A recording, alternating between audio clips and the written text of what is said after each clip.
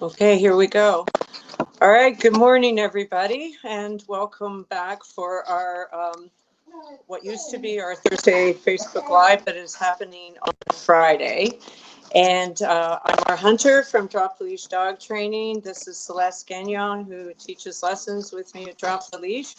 And we are here today for a discussion on why you should probably continue to train your dog throughout their life. All right. And excuse me, I'm just picking up a dog kibble here, Celeste, because I'm sorry, I have one under my feet right now who needs to be kept quiet. Yes, so we want to talk today about why training can be a lifelong experience, and possibly give you some reasons. I'm pretty sure that Celeste and I are we are continuing to train our dogs for life because we love to train dogs, and we are training nerds, and we think it's super fun, and it's a way of life, but some people might need to be convinced about this. Although I will say right now that I absolutely think that any of my students who are watching this live, this does not apply to them because they are all pretty much on the same page as we are about this, Celeste. And I'm actually hoping that if any of my students are watching, that they will post in the comments about activities that they do with their dogs, their older dogs or their younger dogs, and why they think they should why they are continuing to train their dogs and work with them. So we'd really love to hear some comments from you guys. So please, if you're out there, my guys, weigh in.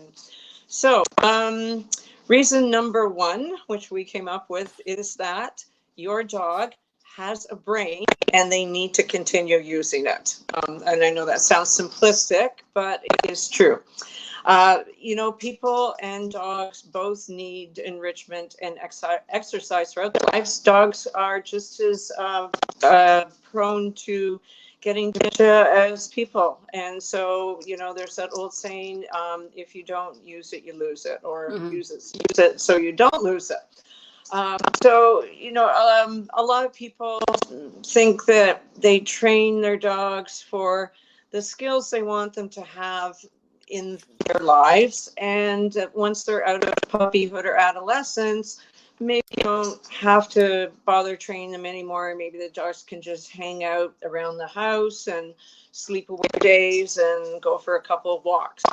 But I think that is a bit of a problem, not a problem attitude. I think that's not the way we should think about it.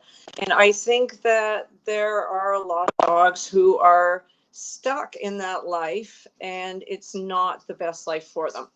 I've said this so many times, before we domesticated our dogs, before our dogs were domesticated, they spent their entire lives working. And they worked to find food. They competed with other animals out there in the wild for resources. They worked all day, every day, just to stay alive.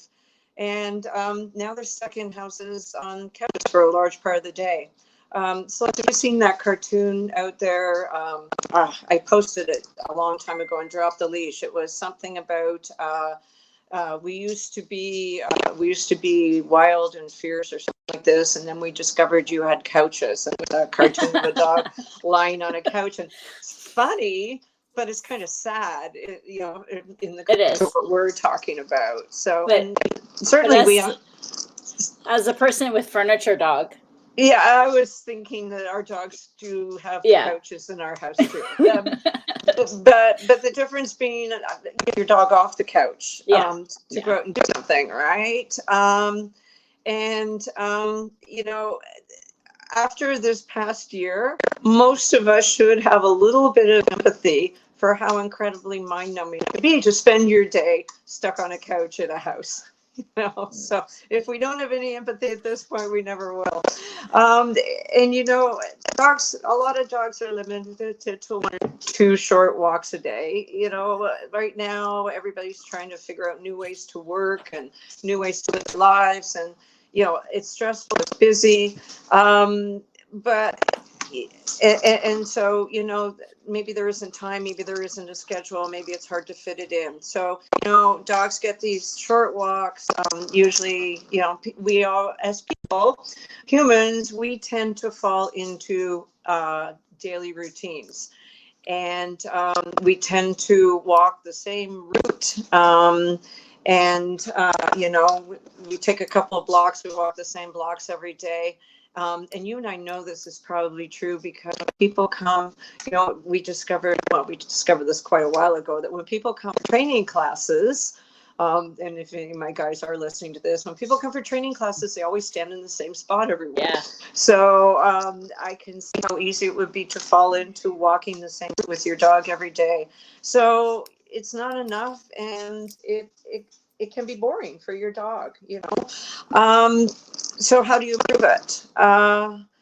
You improve by making games and training a part of their daily walk. So if you don't have time to take your dog out on a daily walk, twice a day or 3 times a day, and you have to take them on a short one because you've got to get back for a Zoom, you can certainly make that a much more effective walk, almost like a short power walk, just by playing games with them along the way, because they get that mental stimulation. I think you do a lot of that, don't you, Celeste? You want to talk about that? Yeah, I think, because Penny is reactive, if we encounter something that sets her off, I can't take her for a long walk, but I'd still want her to have some time outside and that fresh air and mental stimulation that's not a familiar place like a yard or backyard in the house. So yeah, I'll go out and I'll play games with her in a green belt, or even just in front of the house here, up and down our block. Yes, just to practice something. Yes, and you told our reactive dog class last night that you take Penny to parking lots. I do. I love parking lots. It sounds weird. Totally. Okay, so I love parking lots because you can see anything coming. Like, there's no surprises in a parking lot. Yes. Lots to sniff. And there's a lot. It's a totally different environment. Texturally, It's different on their paws. The smells are different. But yeah, I love it. Yeah. So there's a thought for people. It's certainly, but then again, I was also talking about that last summer when I was out looking for a car, and I was out test driving one of those industrial areas, and I was driving around thinking, wow, this would be a really great place to walk a dog because there's no one out there. Yeah.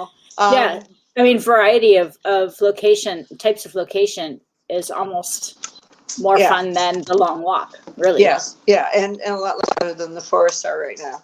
So you can drive your dog there and go for a little bit of meander around the parking lot for 50 minutes and come home. So, and when you go there, you are playing the games. And so your dogs are going to come home mentally calm and satisfied.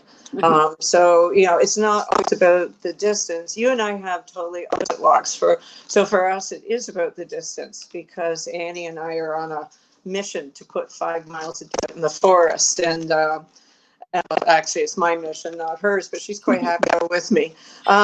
So and I'm in a situation where I can get out a couple of times a day, but even around here, if I can't, because I teach a lot of classes later in the day, even if I just take my guys out in the side field here for 5 or 10 minutes, they don't know whether they've gone for a 10-minute walk or a 25-minute walk or an hour walk. They're happy just to be outside. And again, I do what you do. I play the games. Yeah. I throw food. I take it with me. They chase food out in the field. So they're just happy to get out there for 15 minutes with me as to stay, in the house on the couch.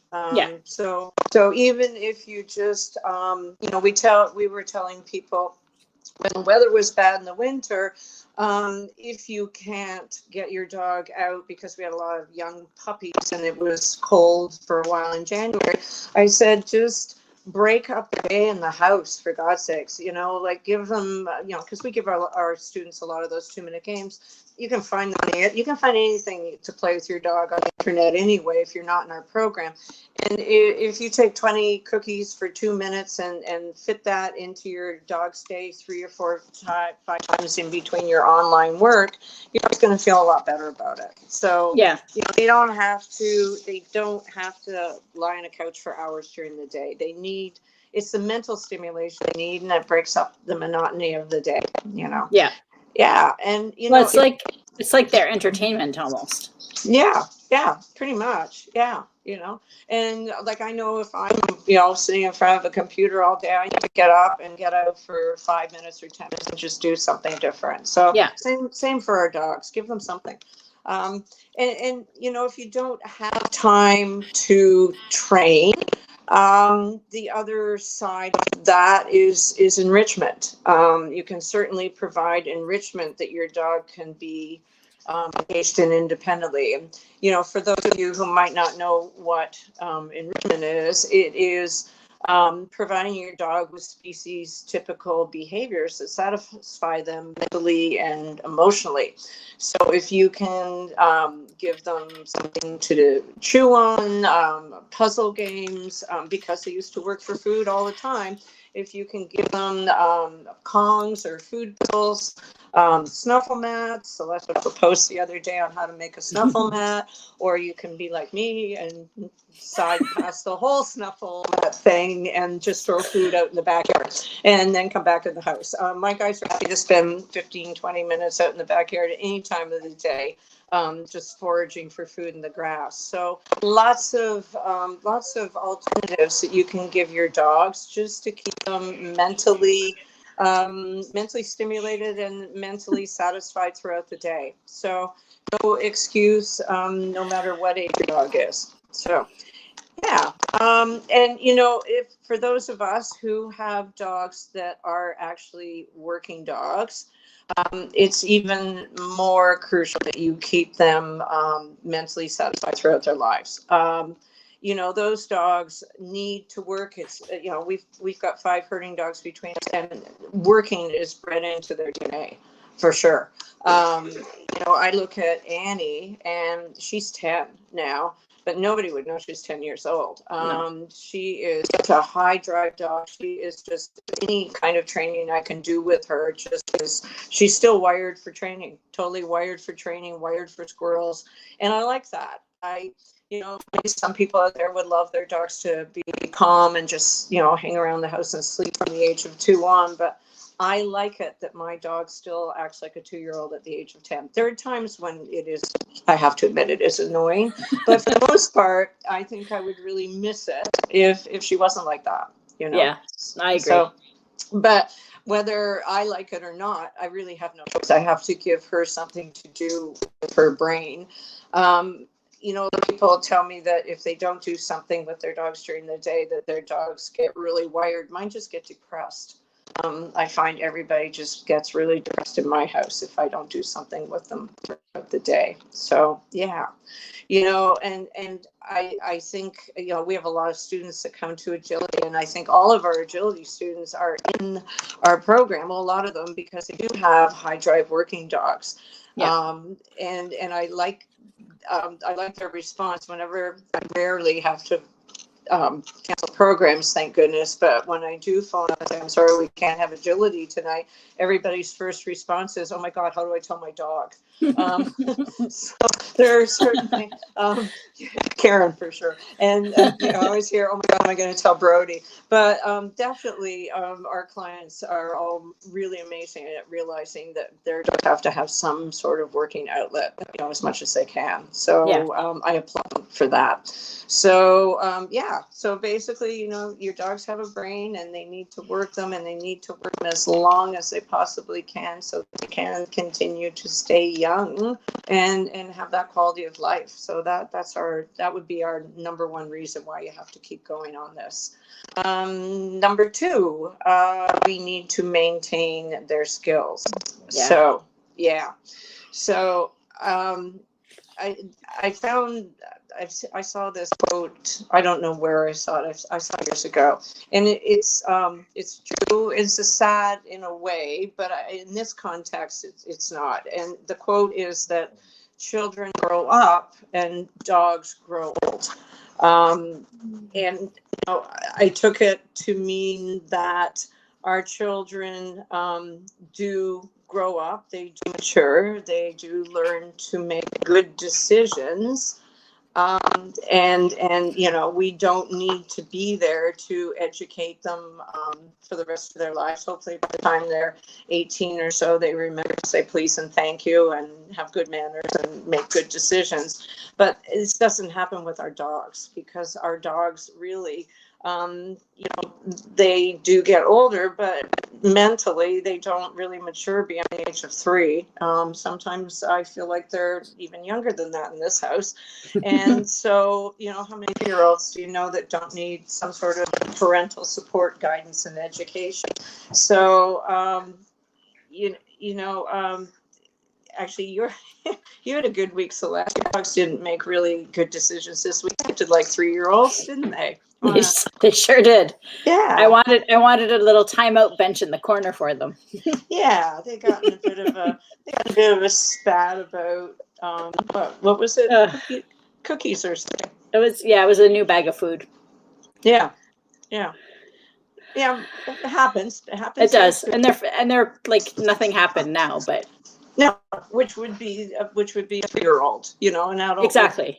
Take that and hold a grudge and hold on to the anger and the resentment. But your dogs, you were so shocked when 2 or 3 hours later they were fine. I said, yeah, that's because they're 3 years old. Yeah, ridiculous. Yeah, so in a way, it's a thing that they're still young and innocent, but it also means that they are not necessarily going to just grow into making those choices that we want them to make by themselves. I know with my guys, if I don't keep practicing, they're Aussies, and there's 3 of them. If I don't keep practicing impulse control exercises kind of on a regular basis, that they get out of hand around food. Annie gets really, loses her, I hate to say manners, but she gets overexcited and grabby with food. Rosie,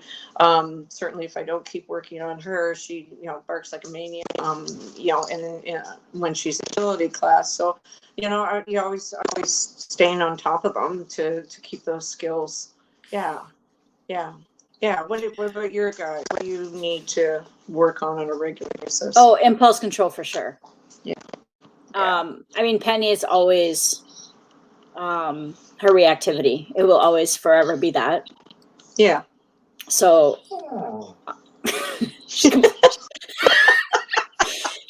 whining because I'm telling all her secrets. I like that. Yeah.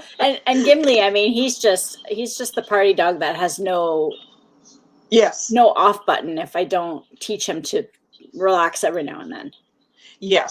Yeah. And actually, it reminded me, because I was thinking Rosie is also the party puppy, and watching her as the demo dog in the agility class for the puppies is some days pretty funny, because she just, some days she looks great. She looks like, a mature 8-year-old dog, and other days I turn around and she's not even there. She's all looking for kibble on the driveway up to the arena, or she's terrorizing the puppies who've come near her bed in the arena. and so they don't grow up. No. So they need us. They need us to keep them in line and keep working on it. But the other thing too is that the behaviors that we want from them are not at all intrinsically motivating for them. Yeah. And I've talked about this in other Facebook Lives. If you do a list of all behaviors that your dogs want to continue to engage in, even as they get older, and you look at the list of the behaviors you want from them, there's nothing that matches in either of those lists. You know, that they want to chase squirrels and dig and bark. And I was watching Andy the other day. Like I said, she's 10 years old, and her new thing right now, I don't know whether it's because it's spring or not, is she runs off into corners of the yard and she just starts digging like a maniac. There's just dirt flying everywhere. That's been happening here too, the digging. Yeah, you know, and we're trying, and she doesn't know where she does not know where the clematis is, you know, so we're going to be buying new clematis this spring. But yeah, and it's the funniest thing to watch because they're completely demented when they do it. Obviously, it's something to do with spring. I don't know. But you know, that's what they would rather do. So you know, if we want them to you know, to recall, to stay, to walk beside us, to calm on a mat, we're going to keep practicing those skills, and we're going to have to keep reinforcing them. You know, none of that stuff is intrinsically motivating for our dogs on the, you know, that we do reinforce. So, you know, if you want to look at a human analogy, it's like spending years in a job that you're not really totally invested in. Like, how much effort are you going to put into it?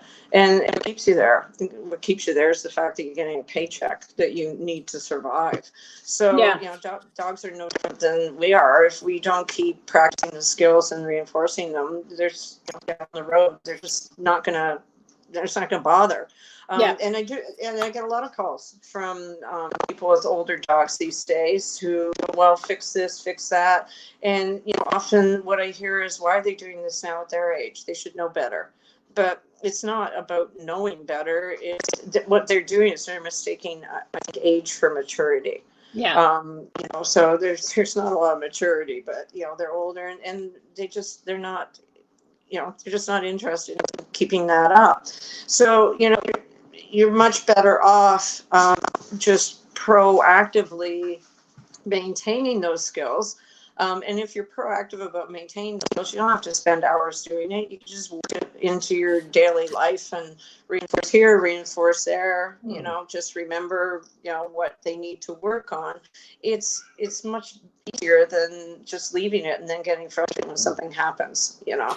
I also think knowing what, like, depending on what kind of breed and group of dog you have, introducing training and skills that would really engage them and appeal to them and kind of feed that need so the bad behaviors don't pop up. Yes, because if you have a working dog or especially herd dogs, if you don't give them a job or something to do, they're going to invent their own job. And it's usually not something that we really want them to do. No, it's not. No, not at all. Like, I know now it's spring and the snow is gone and there's fresh horse poop in our back field, and that is like the ultimate treasure in the world for Annie. So, you know, I could spend days yelling, screaming, leave it, bad dog, no. But it's just easier for me just to go back to what I used to do with her, which was, you know, to mark her for noticing it. And as soon as she, you know, she'd come right back to me. And it took a couple of days and now we're back on track. But the temptation was there the first day just to start yelling, no, no, no. But, you know, it just suddenly appeared and it's a treasure. So, you know, I have to understand she's just being a dog, you know? Yeah. Oh, and Sally says that she finds with Pip, she has to continually reinforce with treats for motorcycles to remind her. So it's just constant training and reminding of what we wanted from the beginning. Yes, and maybe we should just clarify that those are the motorcycles that drive past their house. If anybody's wondering why she's reinforcing Pip for motorcycles. Yeah, Sally lives on a main road in Kettleby, and there's lots of motorcycles go through there. And yeah, Pip is, you know, if left to her own devices, Pip would be barking like a maniac probably again. So and they would be starting up at this time of year again, all the motorcycles. Yeah, so it's not just as they get older, it's as the seasons change, to be honest. That's that we have to remember that there's stuff that we just have to go back to reinforcing. You know, and that kind of leads into the whole fact that we're always, throughout our lives, we're always going to be competing with the environment, because the environment, no matter how much training we put in on our dogs. You know, we still go out in the forest and, you know, we still see birds and squirrels and, you know, all of that. And like, really, that's the most motivating thing in the world for my dogs. And the environment isn't asking our dogs to do anything. It's just there. So I can, you know, chase the squirrel, smell the smell. So, you know, especially for dogs that don't get out much. Well, even with my dogs, they get out all the time, but they're still absolutely back to out there. But, you know, like we have to, we will always have to compete, and it doesn't matter what age your dog is at. Really, a squirrel, a bunny is a bunny. And I would actually know that I'd be sad on the day my dogs looked at a squirrel or a bunny or something out in the forest and didn't want to respond to it or chase it. Not that they don't chase it. They're good dogs, but they want to very badly, but they're just being really good dogs and not. So the day they look at a squirrel and go, yeah, not anymore, that's when I was be concerned about the quality of their, you know, are they getting old? Are they, you know, losing, you know, cognitive function? You know, are they starting to get dementia? It's hard, you know. So, you know, I think, you know, really, you said it yesterday, Celeste, when we were talking about this, is that what we really want to do is just continue to work on the quality of their lives as they get older. And you know, we don't want to, you know, it's something you don't want to just jump into when all of a sudden you wake up one day and you're, you know, 11 or 12 years old and you think, oh my God, you know, they got a bit of dementia, let's start working on that. But we want to be proactive and use it so they don't lose it, you know. And you know, the other thing that we certainly know that no matter what age your dogs are, that there are a ton of activities out there in the world that can improve the quality of your dogs. They don't just have to go for a walk around the block every day and then back to the couch. These days, there are so many fantastically cool activities that dogs can engage in. You know, and it's a fun social outlet for you and your dog. So you both can get off the couch, get out there. So you don't have to get into competitive dog world. You know, there's agility, there's tracking, there's scent, dog diving, there's rally. And those can provide like almost a lifestyle for you and your dog, like our agility program. Most of my weekday clients have been with us since I opened my doors, and that was like 6 years ago. So it's become a social outlet, not just for dogs, but for us as well, which is pretty cool. And no dog is too old to engage in any of those activities. You know, like Annie's 10, she's got a bit of a problem with her leg, but she can still do some limited agility, not as much as she wants. And we've gone into scent work, which she thinks is fantastic, and we're going to go into tracking. So, you know, you've got your guys engaged in stuff as well, right? So, you know, it's a way of continuing the relationship with our dogs. I worry when dogs are just kind of in the house and parked there and sleeping all day, and the owners are, you know, off doing stuff. Why not get our dogs out in the world and get them out there with us? And I think that will prolong their lives, both mentally and physically. Right? Yeah, I would agree with that. Yeah.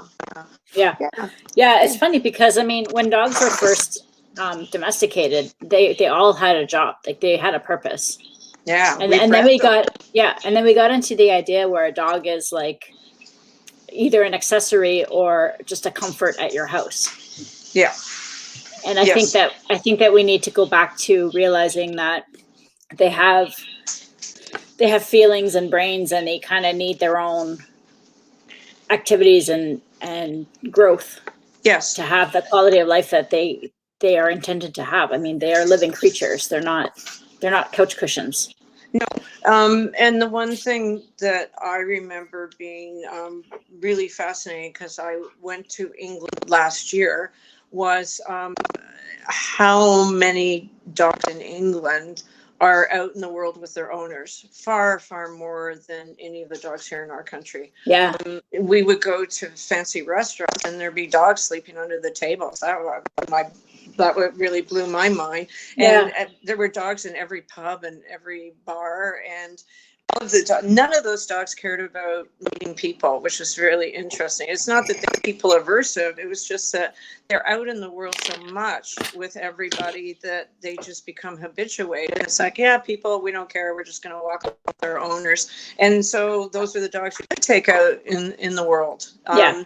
And, you know, people, I don't know whether, I have no idea why it's different. I remember actually listening to Michael Shikashio talking about that in one of his Facebooks about dogs in other countries who, I don't remember what other countries he was talking about specifically, but dogs just everywhere with their people. We tend not to do that. We tend to leave them at home. And you know, is that because we think that they should stay at home, or is it because we don't work enough on manners? Or I don't know. I really don't. But it would be nice to figure out why and change it.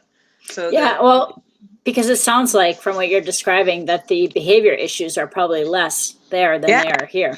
Yeah, I never saw anything. Yeah. I didn't see reactive dog. I saw one reactive dog though we were there. And we were in very busy towns and cities, tons and tons of dogs. There's tons of dogs. And they were just everywhere, just hanging out with their owners, you know? Yeah. I wish we could do more of that here. You and I will have to put our heads together and figure out how to solve that problem. So Yeah, well, and then the first step is to continue training for their entire life. Yeah, so exactly. that they're not so repressed. Well, yeah, and you know, training is changing behavior is a long-term project for a lot of our dogs, but totally doable. So yeah. But even fun training, not necessarily behavior training. Like I know when you get a puppy, you're like, oh, I have to do this so that they're a good dog. But then, you know, there's some things they need to learn, but then you can go beyond that. Yes. And it just be specifically for that dog. This dog loves to sniff, so let's find something that they can do that sniffs a lot. Let's do, you know, this one likes to run. Let's get a good running activity. Exactly. You know. Exactly. Yeah. And let's get the focus off loose leash walking because that is a huge priority for a lot of people as soon as they get a puppy. And I say there are other things that you and your dog could be engaged in to build that bond, rather than sort of having that mindset that I've got to get this puppy not pulling on the leash as soon as possible. Yeah. And the funny thing there is as soon as you do the thing the dog likes, chances are they'll be at your side anyway. Yeah, I know. And even then, even if not, you and I both know that there's, you know, you put them on a double clip harness and you can still take your dog for a walk in the forest. They're not going to put off your feet, and they're going to get tired, and it's going to be a great adventure. And you don't have to wait until your dog has, because somebody said that to me the other day. I said, well, you know, it's a puppy. It takes a long time to build that loose leash walking, that you know, emotional response to staying with you, that choice. And they said, well, there goes my dream of walking in the forest. But no, it's totally doable. You know, we're not suggesting that people have to go out and drill all this stuff. You know, really, everybody should teach dogs to do the things that they need them to do. And I'm not, my guys are good at loose leash, but I don't even ask them to do it. I just put them on front clip harnesses in the forest and say, go.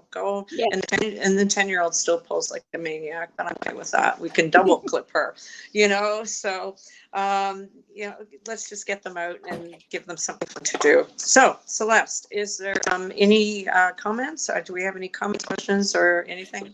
Well, there's a question about a way to help a dog be comfortable on patios.